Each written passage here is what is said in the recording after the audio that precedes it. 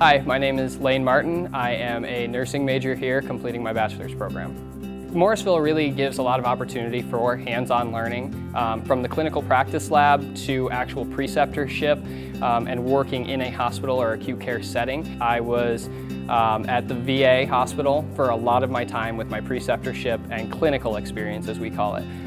So I spent probably close to 250 hours in a hospital while I was still a student, working as a student nurse.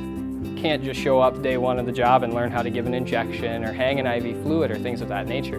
You have to already have that experience when you get out into the real world. Morrisville's nursing curriculum is very, very rigorous. It is not easy, it is stressful, tough, but at the end of the day, you walk out of the program as a nurse and you are ready. It's a very rewarding profession. There's not a day that I leave work and I don't feel that I did something for somebody. I made an impact on somebody's life in a positive way when they might have needed it most.